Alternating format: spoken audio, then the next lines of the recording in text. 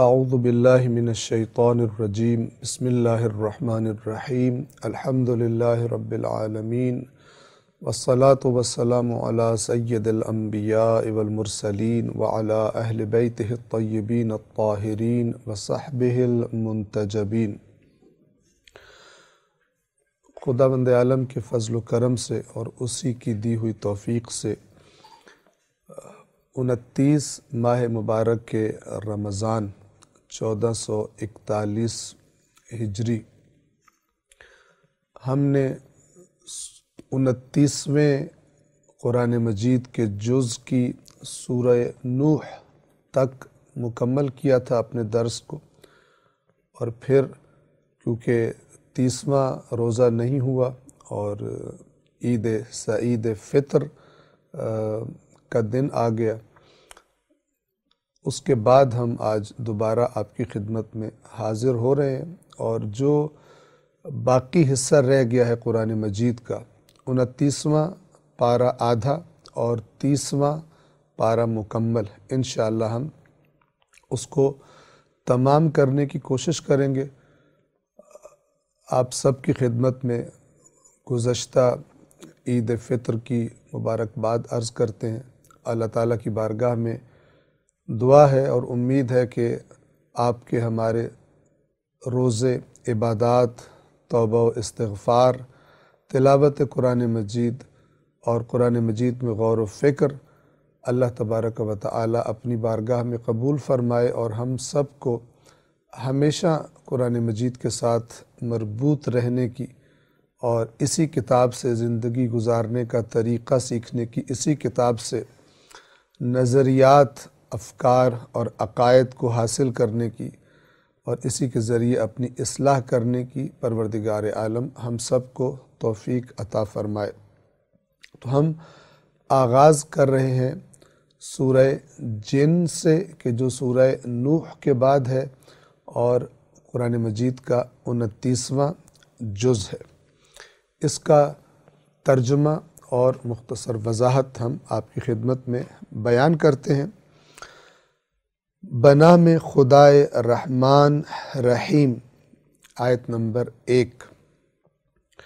کہہ دیجئے میری طرف وحی کی گئی ہے کہ جنات کی ایک جماعت نے اس قرآن کو سنا اور کہا ہم نے ایک عجیب قرآن سنا ہے۔ یہ رسول اللہ پر سورۃ الجن میں یہ وحی کی جا رہی ہے اللہ تبارک و تعالیٰ کی طرف سے، اور اس سورہ کا نزول جو روایات میں آیا اس کا وقت وہ ہے کہ جب رسول اللہ صلی اللہ علیہ وآلہ وسلم تبلیغ اسلام کے لیے شہر طائف تشریف لے گئے،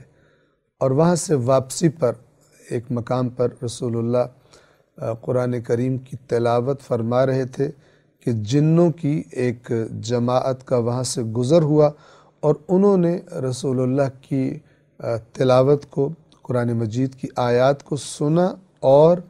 ان پر اثر ہوا اور وہ ایمان لے آئے، اور پھر وہاں سے وہ گروہ واپس گیا اپنی قوم میں، اور وہاں پر اسی قرآن اور اسی اسلام کی تبلیغ اور دعوت اپنی قوم تک پہنچائی۔ اس کا ذکر اس سے پہلے سورۃ الاحقاف کی آخری آیات میں گزر چکا تھا۔ یہاں پر بھی گویا اسی واقعے کی طرف دوبارہ اشارہ ہے۔ اس کی آیات کی طرف توجہ دینے سے آپ پر بہت ساری ایسی باتیں واضح ہو جائیں گی کہ جو ہمارے معاشرے میں جنات کے بارے میں مشہور ہوتی ہیں۔ اور بہت سارے لوگ وہ کہتے ہیں کہ ہمارے پاس جنات ہیں اور وہ ہمارے پاس موکل ہیں، اور وہ ہمیں پتہ نہیں کون کون سی خبریں لا کے دیتے ہیں اور پتہ نہیں کیا کیا کر دیتے ہیں۔ تو جو جنوں کا اور انسانوں کا دونوں کا خالق ہے، اس کے کلام سے ہم یہ جاننے کی کوشش کریں گے کہ جنات کتنی طاقت رکھتے ہیں، اور وہ کتنا غیب لا کر مثلاً ان انسانوں کو بتا سکتے ہیں کہ جن کے ساتھ وہ رابطے میں ہوتے ہیں۔ انتہائی توجہ کے ساتھ اس سورہ مبارکہ کو آپ انشاءاللہ سنیں گے۔ آدھی سورہ یہ جنوں کی باتیں اس میں بتائی گئی ہیں، قرآن سننے کے بعد انہوں نے جو اظہارات کیے جنات نے اپنی قوم میں وہ بتائی گئی ہیں، اور اس کے بعد تقریباً آدھی سورہ اس میں خطاب مکہ والوں کی طرف ہو جاتا ہے کہ جو شرک میں مبتلا ہیں، اور توحید خالص اس سورہ مبارکہ میں بیان ہوئی ہے اور ان کو خبردار کیا گیا ہے۔ پہلی آیت سے ہم دوبارہ آغاز کر رہے ہیں۔ اے رسول کہہ دیجئے میری طرف وحی کی گئی ہے کہ جنات کی ایک جماعت نے سنا۔ کیا سنا؟ قرآن سنا، تو کہا ہم نے ایک عجیب قرآن سنا ہے۔ یہ جو عجیب کا لفظ ہے، انا سمعنا قرآنا عجبا، عجیب بعض اوقات ناگوار کوئی چیز ہوتی ہے، بعض اوقات خوشگوار کوئی چیز ہوتی ہے۔ اگر کسی چیز کو ہمیں اتنی بری لگے اور اتنی زیادہ بری لگے کہ انسان تعجب میں پڑ جائے کہ اس قدر زیادہ بھی کوئی بری چیز ہو سکتی ہے، ایسا بھی ہوتا ہے۔ اور بعض اوقات ہمیں کوئی چیز بہت خوشگوار، بہت خوبصورت، اتنی خوبصورت لگتی ہے کہ ہم تعجب میں پڑ جاتے ہیں، گویا کہ ہم نے پہلے وہ چیز کبھی دیکھی نہیں ہوتی۔ اسی طرح انسان کی عقل کو مطمئن کر دینے والی دلیلیں، اور انسان کی، یا اس سورہ کو ہم مد نظر رکھیں تو حتیٰ جنات کی جو ذہن میں موجود نظریات ہیں، افکار ہیں، عقائد ہیں، ان سب پر حاوی اور غالب آ جانے والی بات یہ اللہ کا کلام، یہ جنوں کو جب انہوں نے سنا تو ان کو عجیب لگا۔ کیا مطلب کہ اس قدر یہ سچا ہے، اور اس قدر یہ تاثیر رکھتا ہے، اور اس قدر یہ ہماری افکار کی اصلاح کرنے کی قوت رکھتا ہے۔ تو انہوں نے کہا انا سمعنا قرآنا عجبا، اپنی قوم سے جا کر یہ کہا کہ ہم نے ایک ایسا قرآن سنا ہے کہ جو عجیب ہے، یعنی عجیب دلائل ہیں، عجیب تاثیر ہے، اور جتنے بھی عجیب کے پہلو آپ اپنے ذہن میں تصور کر سکیں۔ یہ گویا قرآن مجید کی تعریف جا کر انہوں نے اپنی قوم میں تعارف کروایا۔ اب آگے کیا کرتا ہے یہ قرآن؟ آیت نمبر 2، جو راہ راست کی طرف ہدایت کرتا ہے تو ہم اس پر ایمان لے آئے ہیں۔ یعنی ہم نے ایسا عجیب قرآن سنا ہے، ایسی زبردست طریقے سے راہ راست کی طرف، سیدھے راستے کی طرف وہ کتاب ہدایت کرتی ہے کہ ہم نے سنا فآمنا، تو ہم ایمان لے آئے ہیں اس پر، اور اب ہم ہرگز کبھی بھی اپنے رب کا کسی ایک کو بھی شریک نہیں بنائیں گے۔ قرآن سے جو پہلی بات ہمیں پتہ چلی ہے وہ یہ کہ ہمارا رب وحدہ لا شریک لہ ہے، اور ہم آئندہ کبھی کسی کو اپنے رب کے ساتھ شریک نہیں بنائیں گے۔ اس جملے سے معلوم ہو رہا ہے کہ جنوں میں بھی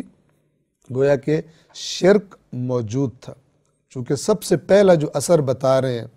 قرآن مجید کو سن کے ان پر ہوا ہے، ان کو پتہ چلا کہ کوئی بھی ذات اللہ کے ساتھ کسی بھی طرح سے شریک قرار نہیں دی جا سکتی۔ تو ہم اس پر ایمان لے آئے ہیں، اور اب ہم کسی کو ہرگز اپنے رب کا شریک قرار نہیں دیں گے۔ 3، اور یہ کہ ہمارے رب کی شان بلند ہے، اس نے نہ کسی کو بیوی بنایا ہے اور نہ اولاد۔ بیوی ہونا، اولاد ہونا اللہ کے لیے عیب ہے، تبھی یہ فرمایا جا رہا ہے۔ یہ جنوں کی زبان سے یہ نکلا کہ ہمیں قرآن سن کے پتہ یہ چلا ہے کہ اللہ تعالیٰ بہت بلند ہے اس سے کہ وہ انسانوں کی طرح اس کی کوئی بیوی ہو، اس کے بچے ہوں، اولاد ہو، اس سے بہت اونچا ہے۔ اس کا مطلب یہ کہ جس طرح انسانوں میں خرافات کا عمل دخل تھا، فرشتوں کو اللہ کی بیٹیاں بنایا ہوا تھا مشرکین مکہ نے، حضرت عیسیٰ حضرت عزیر کو قرآن مجید کے بیان کے مطابق بعض لوگوں نے اللہ کے بیٹے اور اللہ کا بیٹا ہو گیا تو پھر اللہ جیسا ہی ہو گیا، اس طرح بنایا ہوا تھا۔ تو یہ خرافات اور یہ غلو اور شرک گویا کہ جنات کے اندر بھی موجود تھا۔ اب اس کی نفی کر رہے ہیں۔ پہلے کہا کہ ہم اس کے بعد جو ہمیں قرآن سے بات پتہ چلی ہے اس کے بعد ہم کسی کو رب کا شریک نہیں بنائیں گے، اور دوسری بات یہ کہ ہمارے رب کی شان بہت بلند ہے، اور اس نے نہ کوئی کسی کو بیوی بنایا اپنی اور نہ اس نے کسی کو اپنی اولاد بنایا۔ یہ سب اس کے لیے نقص ہے، اس کے لیے عیب ہے، اور وہ ان تمام عیبوں سے اونچا ہے، بلند ہے۔ اور یہاں پر اس طرف بھی توجہ کر لیں کہ اس آیت کو آپ دیکھیں کہ یہ اللہ کی توحید جو بیان کی جا رہی ہے اس میں یہ بتایا جا رہا ہے کہ ایک اس کی توحید کا پہلو یہ ہے، اس کے ہر تمام اپنی مخلوقات سے بلند ہونے کا سبب ایک یہ ہے کہ اس کی نہ کوئی بیوی ہے نہ اس کی کوئی اولاد ہے۔ لیکن افسوس کہ ہمیں ایسے افراد آج نظر آ جاتے ہیں کہ جو اپنی قرآن مجید سے دوری اور غفلت کی وجہ سے اللہ تعالیٰ کی مخلوقات کو، بعض لوگ اللہ کے انبیاء کو اور بعض لوگ مثلا اہل بیت اطہار اور بالخصوص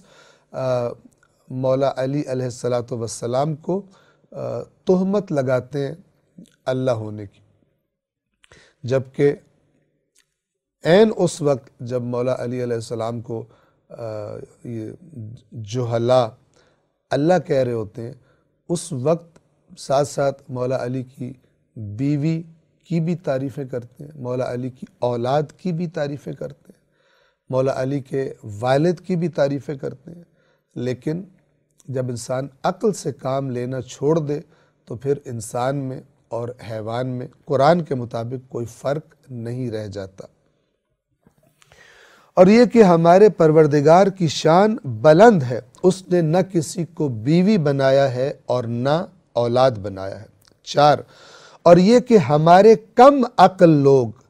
اللہ کے بارے میں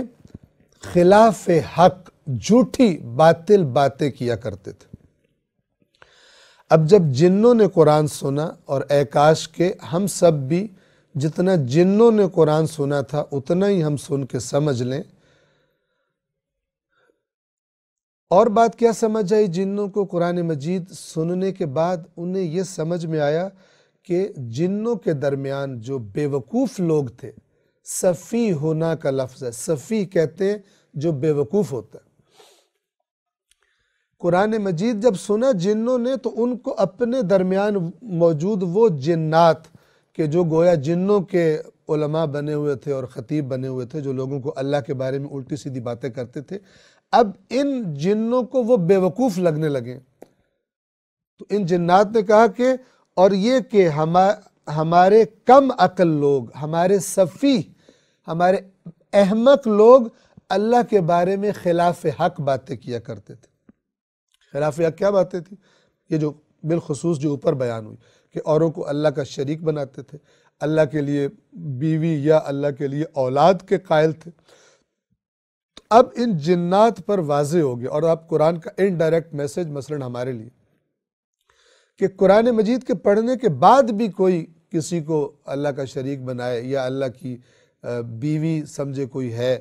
یا بیوی والے کو اللہ سمجھے، یا اولاد والے کو اللہ سمجھے، یا یہ سمجھے کہ اللہ کی کوئی اولاد ہے، یہ سب کے سب سفیہ قرآن کے لفظوں میں یہ کم عقل اور بے وقوف ہیں۔ اللہ نے اپنی شفاف وحی کے ذریعے عقل انسانی کو جو رہنمائی کی، جو اس رہنمائی سے استفادہ نہ کرے وہ سفیہ اور کم عقل ہے۔ اور یہ کہ ہمارے کم عقل لوگ اللہ کے بارے میں خلاف حقیقت باتیں کرتے تھے۔ 5، اور یہ کہ ہمارا خیال تھا کہ انسان اور جن کبھی بھی اللہ کے بارے میں جھوٹ نہیں بول سکتے۔ اب قرآن انہوں نے سنا ہے تو ان پر نئے نئے انکشاف ہو رہے ہیں۔ اور ایک انکشاف کیا ہے؟ کہہ رہے ہیں کہ اس سے پہلے جب ہم اللہ کے بارے میں جھوٹی باتیں سنتے تھے سننے والوں سے، جو سناتے تھے، جو مثلا جنات مثلا خطابتیں یا تقریریں کرتے تھے، تو ہم نے کبھی گمان بھی نہیں کیا تھا کہ انسان یا جن اللہ پر جھوٹ بول سکتے ہیں۔ یہ سادہ عقل والے ایسے ہوتے ہیں کہ جس بھی خطیب کو، مولانا کو سن رہے ہیں، جو کوئی کتاب پڑھ رہے ہیں، ان کو باور ہوتا ہے کتاب میں جو لکھا ہے سچ لکھا ہوا ہے، یا کتاب کا جو ریفرنس دیا جا رہا ہے، یا میرے مثلا آج کے دور کے لیے کہہ رہا ہوں، میرے واٹس ایپ پر جو تحریر آئی ہے، پوسٹ آئی ہے، اس کے نیچے جو ریفرنس لکھا ہوا ہے وہ صحیح ریفرنس ہے اور وہ صحیح کتاب ہے، بڑے خوش گمان ہوتے ہیں۔ تو اللہ تعالیٰ یہاں پہ ہمیں جنوں کی زبان سے بتا رہا ہے کہ ایک اور چیز جس کے بارے میں جنوں کو انکشاف ہوا، انہیں پتہ چلی قرآن سننے کے بعد، ایک تو یہ تھی کہ بہت سارے بے وقوف جنوں میں وہ اللہ کے بارے میں غلط غلط باتیں کیا کرتے تھے۔ پہلے بے وقوف نہیں لگتے تھے ان کو، اب بے وقوف لگ رہے ہیں قرآن سننے کے بعد کہ قرآن نے جو توحید بیان کی ہے اس کے خلاف یہ احمق کیا کیا ہمیں باتیں بتایا کرتے تھے۔ اور اس کے اگلا انکشاف یہ ہوا ہے، یہ بیان کر رہے ہیں جن، کہ ہم تو گمان یہ کرتے تھے کہ جنات بھی اور انسان بھی کبھی بھی اللہ کے بارے میں جھوٹ نہیں بول سکتے، لیکن اب ہمیں پتہ چلا ہے قرآن سننے کے بعد کہ بہت سارے جنات اللہ کے بارے میں بہت جھوٹ بولتے تھے۔ ہر وہ انسان جو قرآن سے دور ہے، اگر وہ قرآن مجید کو اپنی عقل لگا کر استعمال کر کے سمجھنے کی کوشش کرے تو اسے انہی جنوں کی طرح پتہ چل جائے گا کہ وہ بہت سارے افراد جنہیں وہ بڑا سمجھتا تھا کہ دین بتا رہے ہیں، وہ سفیہونا تھے، وہ ہمارے کم عقل اور احمق لوگ تھے کہ جو اللہ کے بارے میں الٹی سیدھی مشرکانہ باتیں کیا کرتے تھے۔ اور اسی طرح یہ گمان بھی ختم ہو جائے گا کہ جو بھی آ گیا ممبر پہ چڑھ گیا وہ تو سچ ہی بولتا ہے۔ تو جن کہہ رہے ہیں، قرآن ہمیں بتا رہا ہے کہ ہم سمجھتے تھے، ہمیں گمان تھا کہ انسان اور جن کبھی بھی اللہ پر جھوٹ نہیں بول سکتے، لیکن اب قرآن سن کے ہمیں پتہ چلا ہے کہ بہت سارے جنات ہمیں اللہ کے بارے میں، دین کے بارے میں جھوٹ بولا کرتے تھے۔ 6 آیت نمبر 6، 5 کو تکرار کر لیں۔ اور یہ کہ ہمیں گمان تھا کہ انسان اور جن کبھی بھی اللہ کے بارے میں جھوٹ نہیں بول سکتے۔ قرآن سن کے ہمارا یہ گمان ختم ہو گیا۔ 6، اور یہ کہ بعض انسان بعض جنات سے پناہ طلب کیا کرتے تھے، جس نے جنات کی سرکشی مزید بڑھا دی تھی۔ مشرکین مکہ میں جو روایات میں آتا ہے، ایک رسم یہ تھی کہ جب سفر کرتے تھے، کسی وادی میں جب پہنچتے تھے، کوئی پہاڑی علاقہ یا کوئی ایسی وادی، تو وہاں پر اس وادی کے جنوں سے خطاب کرتے تھے اور کہتے تھے کہ ہمیں اپنی پناہ میں رکھنا اور ہماری حفاظت کرنا، اور بجائے یہ کہ مثلا اللہ سے جو حقیقی پناہ دینے والا ہے، جنات اور اس قسم کی چیزوں سے پناہ مانگتے تھے۔ تو یہ بتایا جا رہا ہے۔ اور یہ کہ بعض انسان بعض جنات سے پناہ طلب کرتے تھے، تو یہ جب انسان جنوں سے پناہ طلب کرتے تھے تو اس پناہ طلب کرنے نے ان جنوں کو اور سرکشی میں مبتلا کر دیا، اور سمجھنے لگے کہ ہم تو کوئی بڑی چیز ہیں کہ انسان ہمیں اپنے سے طاقتور سمجھتے ہیں اور انسان ہم سے مانگ رہے ہیں کہ ہمیں اپنی پناہ میں رکھنا اس وادی میں۔ یہ جو جنوں کے بارے میں خرافات معاشرے میں مشہور ہو جاتی ہیں، تو اس قسم کے عقائد آج بھی معاشرے میں پائے جاتے ہیں۔ موکلین ہماری حفاظت کریں گے تو فلان کریں گے، تو اس قسم کی چیزیں۔ 7، اور یہ کہ انسانوں نے بھی، یاد رکھیے قرآن مجید جب بھی کسی کام کو مذمت والے لہجے میں بتاتا ہے،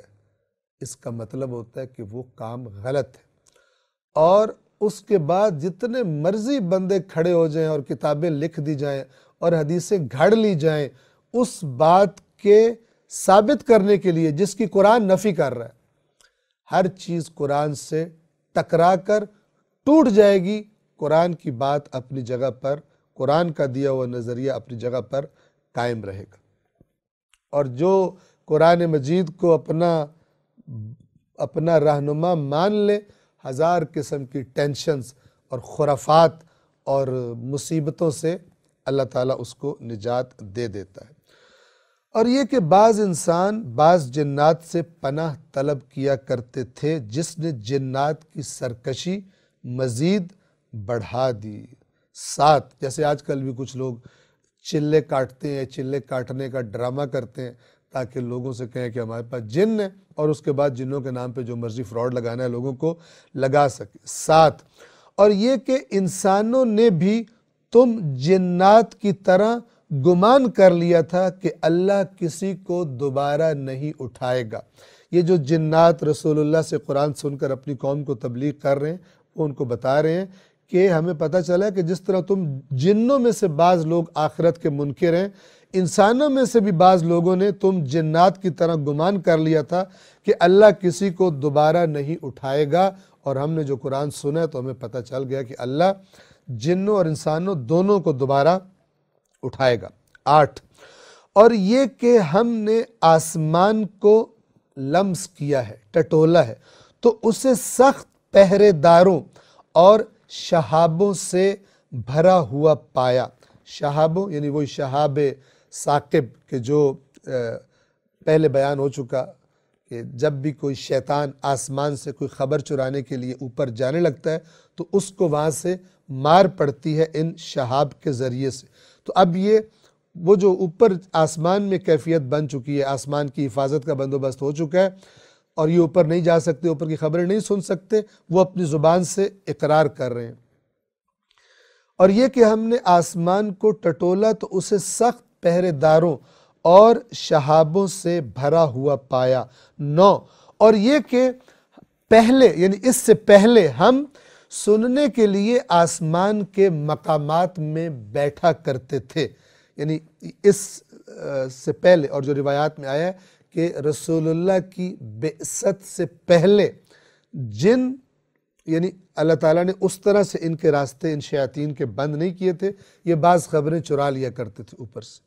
لیکن رسول اللہ کی بعثت کے اعلان کے بعد آسمان سے کوئی بھی خبر چرانا جنوں کے لیے ممنوع قرار دے دیا گیا، اور اب جو جانے کی کوشش کرتا ہے اس کو اس شہاب کے ذریعے سے مار پڑتی ہے، اور اب یہ کوئی اوپر کی خبر لا کر نیچے نہیں دے سکتے، جیسے کہ اگلی آیت میں مزید واضح ہو جائے گا۔ آیت نمبر 9 ہم پڑھ رہے ہیں، اور یہ کہ یہ اب جنات بیان کر رہے ہیں، اور یہ کہ ہم پہلے یعنی اس سے پہلے سننے کے لیے آسمان کے مقامات میں بیٹھا کرتے تھے، تو لیکن اب یہ صورتحال نہیں رہی۔ تو اب اگر کوئی سننا چاہتا ہے تو ایک شعلے کو، ایک آگ کے شعلے کو اپنی گھات میں، اپنی کمین میں پاتا ہے، یعنی وہ شعلہ اس پر حملہ کرتا ہے اور اس کو بھگا دیتا ہے، اور آسمان کی طرف اس کو نہیں جانے دیتا۔ اب اس کا نتیجہ کیا ہوا؟ اس سسٹم اللہ نے اب جو یہ لگا دیے، شیاطین رک گئے، اس کا نتیجہ کیا نکلا؟ جن اپنی زبان سے یہ کہہ رہے ہیں۔ 10، اور یہ کہ ہمیں نہیں معلوم کہ اہل زمین کے ساتھ کسی برائی کا ارادہ کیا گیا ہے یا ان کے رب نے ان کے لیے بھلائی کا ارادہ کیا۔ ہمیں کچھ نہیں پتا اوپر سے کیا حکم آنے والا، آئندہ کیا ہونے والا۔ مثلا آسمانوں سے اللہ کے احکام لے کر فرشتے نازل ہوتے ہیں آسمان دنیا پر، اور اس کے بعد وہاں سے نیچے آنے میں اور اس حکم کے عملی ہونے میں مثلا کچھ تاخیر ہوتی ہے۔ اس دوران جنات، اس قسم کے شیاطین وہ خبر چرا لیا کرتے تھے۔ اب یہ اقرار کر رہے ہیں کہ اب ہمیں نہیں پتا کہ زمین والوں کے ساتھ ان کے رب نے کوئی برائی کا ارادہ کیا ہے، کوئی مصیبت ان پر آنے والی ہے، یا ان کے رب نے زمین والوں کے ساتھ کسی خیر، کسی بھلائی کا ارادہ کیا ہوا ہے، ہمیں کچھ معلوم نہیں۔ اس واضح بیان کے بعد بھی اگر کوئی سمجھے کہ میرے پیر کے جن غیب کی خبریں لا کر دیتے ہیں، تو وہ بھی وَكَانَ سَفِيهُنَا يَقُولُ سَفِيهُنَا عَلَى اللَّهِ شَطَطًا، کہ ہمارے احمق اور بے وقوف لوگ اللہ کے بارے میں برخلاف خلاف حق باتیں کیا کرتے تھے، یہاں قرآن نے کلیئر بتا دیا کہ اب جنوں کو کسی آسمان کی خبر، کسی آنے والے غیب کی خبر کا کچھ معلوم نہیں ہے، لہذا جو یہ دعویٰ کرے کہ مجھے جن بتاتے ہیں وہ جھوٹا ہے، کیونکہ قرآن سچا ہے اور قرآن کے خلاف بات کرنے والا ہر کوئی جھوٹا ہے، چاہے جتنی میک اپ اس نے بزرگواری اور نورانی شکل والا کیا ہو، وہ جھوٹ بولتا ہے۔ ابھی جنوں کی بات جاری ہے آیت نمبر 11 میں، اور یہ کہ ہم میں سے کچھ صالح ہیں اور کچھ ہم میں سے دوسری طرح کے بھی ہیں، یعنی نیک جن بھی ہیں ہم میں سے اور برے جن بھی ہیں ہم میں سے، اور ہم مختلف مذاہب میں بٹے ہوئے ہیں، یعنی ہم میں بھی اختلاف ہیں، اچھے لوگ بھی ہیں، نیک لوگ بھی ہیں اور برے اور اللہ کے نافرمان لوگ بھی ہیں۔ 12، اور یہ کہ ہم نے یقین کر لیا ہے کہ ہم زمین میں اللہ کو عاجز نہیں کر سکتے اور نہ ہی بھاگ کر اللہ کو ہرا سکتے۔ کیا مطلب؟ یعنی ہم کوئی ایسا کام نہیں کر سکتے کہ جس کے ذریعے ہم اللہ کے کسی حکم کو بدل دیں اور غالب آ سکے۔ اللہ کسی کو کوئی اس پر مصیبت ڈالنا چاہے اور ہم جنات اس کو دور کر دیں، ہمیں یقین ہو گیا ہم یہ نہیں کر سکتے۔ اگر اللہ کسی پہ رحمت کرنا چاہے ہم وہ رحمت ہٹا سکے، ہم یہ نہیں کر سکتے۔ اور یہ تو دور کی بات، اگر ہم خود بھی اللہ سے بچ کر کہیں بھاگنا چاہیں تو ہم اللہ سے بھاگ نہیں سکتے، وہ ہم اس کو عاجز نہیں کر سکتے، ہم جہاں بھی جائیں وہ ہمیں اپنی گرفت میں لے لے گا۔ اب کتنا واضح ہے کہ انسان کو قرآن کہہ رہا ہے کہ یہ جنوں منوں کے چکر کو چھوڑو اور اللہ کے ساتھ لو لگا لو، کہ جس کے سامنے سب عاجز ہیں اور وہ کسی سے عاجز نہیں آ سکتا۔ تمام خرافات، شرکیات، لغویات، خرافات کا ایک کیپسول علاج قرآن مجید ہے۔ اور یہ کہ ہم نے یقین کر لیا کہ ہم زمین میں اللہ کو عاجز نہیں کر سکتے اور نہ بھاگ کر اس کو ہرا سکتے ہیں۔ آیت نمبر 13، اور یہ کہ جب ہم نے ہدایت سنی، یعنی جب ہم نے قرآن سنا تو ہم اس پر ایمان لے آئے، تو اب جو شخص بھی اپنے رب پر ایمان لے آتا ہے اسے نہ تو نقصان کا خوف ہے اور نہ کسی ظلم کا۔ اللہ پر ایمان لانے والا مومن نفع ہی نفع میں ہے۔ دنیا تو آزمائش کا گھر ہے،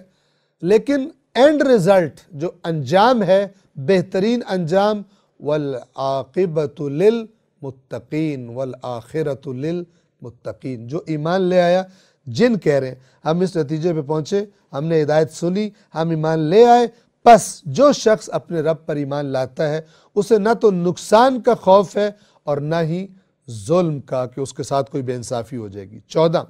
اور یہ کہ ہم میں سے، یعنی ہم جنوں میں سے کچھ مسلمون یعنی اللہ کے آگے تسلیم،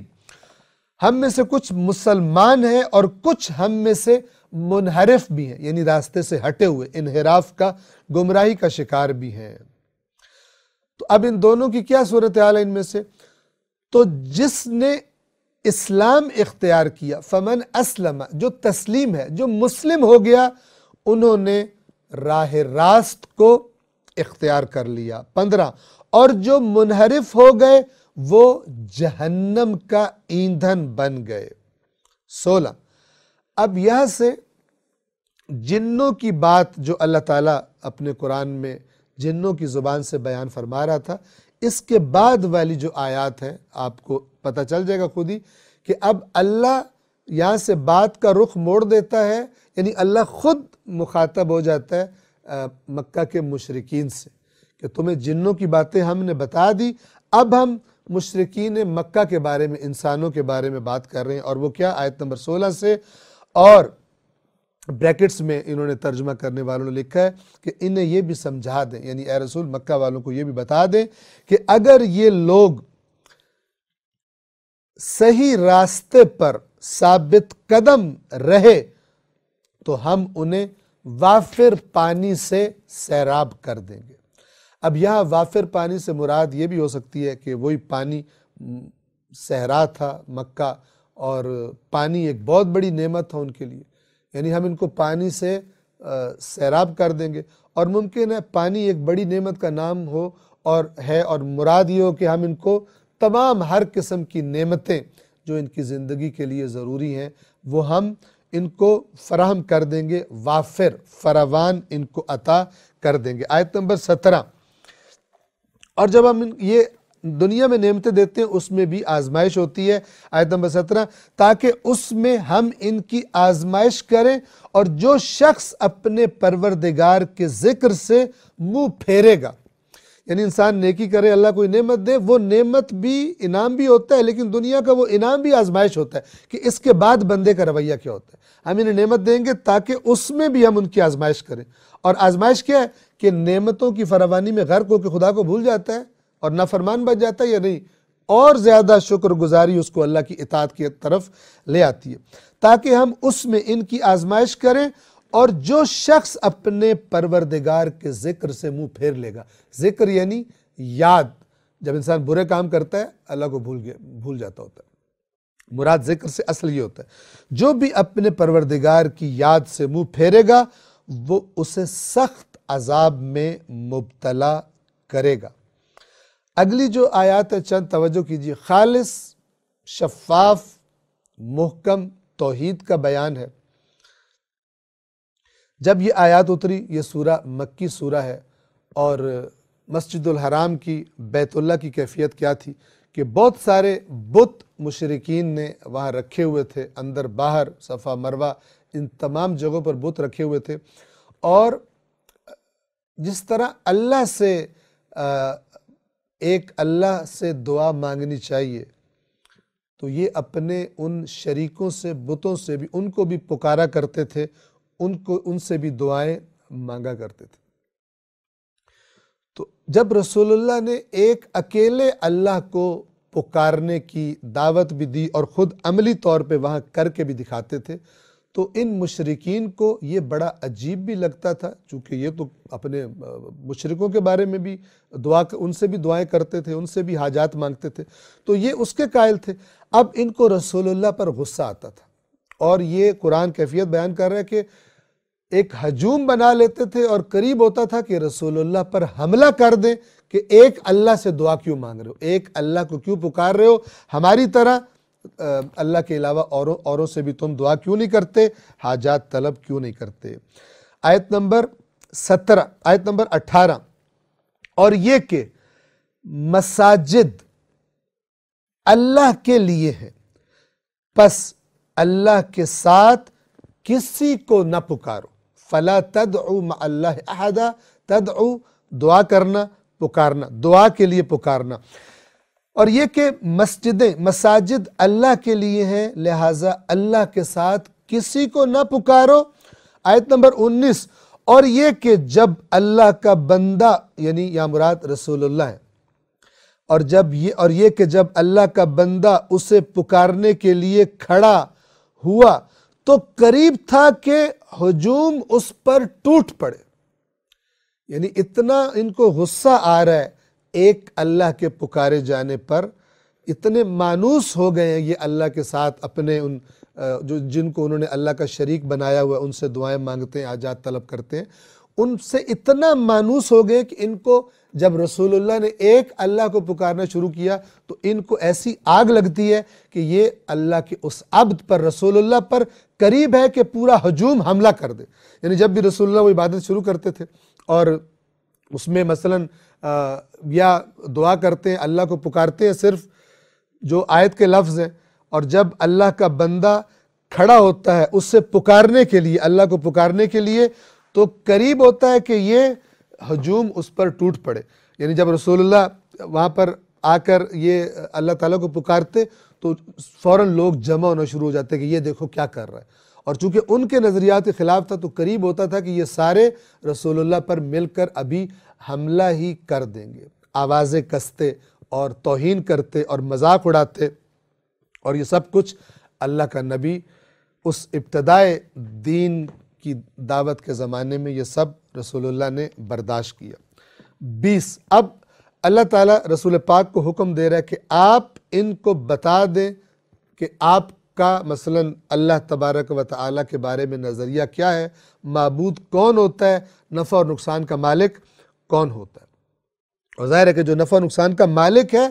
اوپر والی آیات کو ذہن میں رکھیں کہ اسی کو تم پکارو۔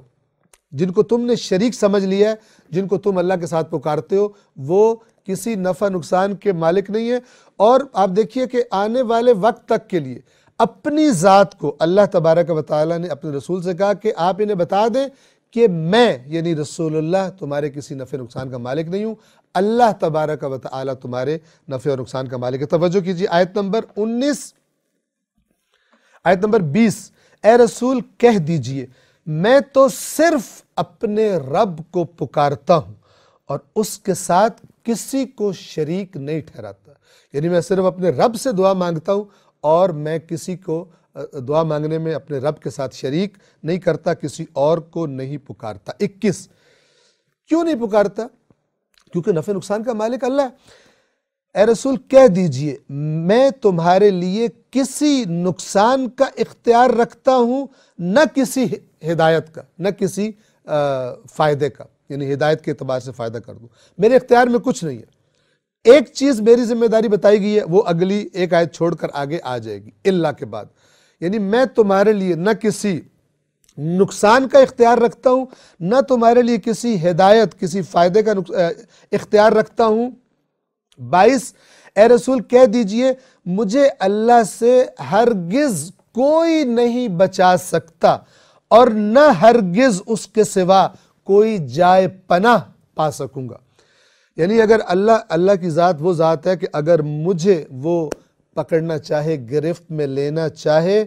تو کوئی ایسا نہیں ہے جو آ کر مجھے اللہ سے بچا لے، اور کوئی ایسا نہیں ہے کہ جو مجھے اللہ کی سے بچا کر اپنی پناہ میں لے لے، کوئی پناہ گاہ نہیں ہے اللہ کے سوا۔ یہ اور اس کے بعد وہ جو اوپر بات کی تھی آیت نمبر 21 میں کہ میں تمہارے لیے نہ کسی نقصان کا اختیار رکھتا ہوں اور نہ کسی ہدایت کا، آیت نمبر 23 میں کہا جا رہا ہے اللہ، یعنی گویا بیچ میں آیت نمبر 22 ایک اضافی توضیحاتی جملہ تھا وضاحت کرنے کے لیے۔ میرے پاس اختیار کیا ہے؟ رسول اللہ فرما رہے ہیں آیت نمبر 23 میں، سوائے اس کے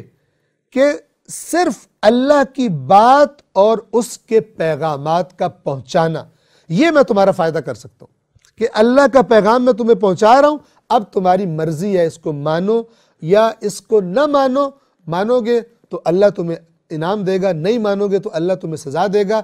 میں تمہارے کسی نفع نقصان کا مالک نہیں ہوں۔ اور پھر اور وضاحت کر دی، اور جو کوئی اللہ اور اس کے رسول کی نافرمانی کرتا ہے اس کے لیے جہنم کی آگ ہے جس میں وہ ابد تک ہمیشہ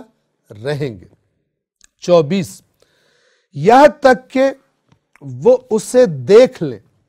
جس کا ان سے وعدہ کیا جاتا ہے۔ ابھی میری جو مخالفت کر رہے ہیں مشرکین،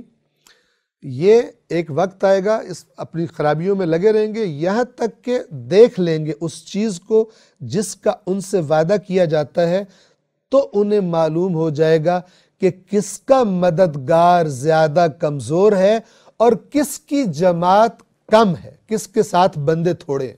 یہ رسول اللہ کو جو وہ مکہ کے اس وقت بظاہر طاقتور اور اپنے جتھے اور جماعت کے اعتبار سے کثرت میں تھے، تو رسول اللہ کو کہتے تھے تیرے ساتھی بھی تھوڑے ہیں اور تو کمزور بھی ہے، طاقت نہیں تیرے پاس۔ تو قرآن ان سے کہہ رہا ہے، یہ مکی دور کی سورہ ہے، کہ ان قریب پتہ چل جائے گا انہیں کہ کس کا مددگار کمزور ہے اور کس کی جماعت قلت میں ہے، قلیل تعداد میں ہے۔ 25،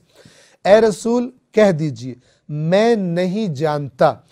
کہ جس کا تم سے وعدہ کیا جاتا ہے وہ قریب ہے یا میرا رب اس کے لیے لمبی مدت مقرر فرماتا ہے، مجھے نہیں معلوم قیامت قریب ہے یا قیامت دیر میں آئے گی، مجھے نہیں معلوم۔ 26، کیوں؟ وہ غیب کا جاننے والا ہے تو اپنے غیب کسی پر بھی ظاہر نہیں کرتا، غیب کا علم صرف اسی کے پاس ہے۔ اللہ، آیت نمبر 27، سوائے اس رسول کے جسے اس نے برگزیدہ کیا ہو، یعنی اللہ اپنے برگزیدہ رسولوں پر، برگزیدہ ہستیوں کو غیب کی خبریں دیتا ہے۔ پس ان کے پاس غیب کی خبر ہوتی ہے، اور ہم جب قرآن مجید کی سب آیات کو، واضح آیات کو سامنے رکھتے ہیں تو نتیجہ یہ ملتا ہے، جیسا کہ اب یہ ہمارے ماہ رمضان کے درسوں میں کئی بار ایسی آیات گزر چکی، جن سے نتیجہ یہ نکلتا ہے کہ اللہ تعالیٰ جتنا چاہتا ہے، جب چاہتا ہے، غیب کی خبریں اپنے برگزیدہ بندوں کو عطا فرماتا ہے، لیکن ہر چیز کا جاننے والا وہ فقط اور فقط اللہ تبارک و تعالیٰ کی ذات ہے، سوائے اس رسول کے جسے اس نے برگزیدہ کیا ہو۔ وہ اس کے آگے اور پیچھے نگہبان مقرر کر دیتا ہے۔ یہ وہ جو وحی کا نظام ہے، آسمانوں سے فرشتوں کا لے کر آنا، فرشتوں کو بھی رسول قرآن نے کہا ہے، اور پھر وہ اللہ کے نبی کو وہ پیغام دیتے ہیں، اور اللہ کے نبی انسانوں تک پہنچاتے ہیں۔ اس پورے پروسیس میں کہیں کوئی چیز رد و بدل نہ ہو جائے، کہیں کوئی شیطنت نہ کر دے، اللہ نے اس کو محفوظ بنایا ہے۔ اس سسٹم کی طرف اشارہ کیا جا رہا ہے کہ جب اللہ تعالیٰ کسی رسول کو برگزیدہ کرتا ہے اور اس کو غیب اپنا عطا کرتا ہے تو وہ اس کے آگے اور پیچھے نگہبان مقرر کر دیتا ہے۔ آیت نمبر 28 آخری آیت، تاکہ جان لے، یعنی تاکہ اس بات کو جان لے، یعنی یقینی بنائے کہ انہوں نے اپنے رب کے پیغامات پہنچائے ہیں، یعنی وہ جو ٹارگٹ تھا وحی کا فائنل، وہاں تک وحی پوری امانت داری کے ساتھ پہنچ گئی ہے۔ اللہ نے ایسا پروسیس بنایا ہے وحی کے آنے کا کہ اس میں کوئی چوری چکاری، کوئی الٹی سیدھی حرکت نہیں ہو سکتی، اور اس کے تاکہ اسے علم ہو جائے، تاکہ وہ جان لے کہ انہوں نے اپنے رب کے پیغامات پہنچائے ہیں، اور جو کچھ ان کے پاس ہے اس پر اللہ نے احاطہ کر رکھا ہے، یعنی ہر چیز اپنے انبیاء کی بھی اللہ نے اس پر احاطہ کیا ہوا ہے، اور اس نے ہر چیز کو گنتی کر رکھا ہے، ایک ایک چیز کو اس نے شمار کر رکھا ہے۔ سورہ جن تمام ہوتی ہے،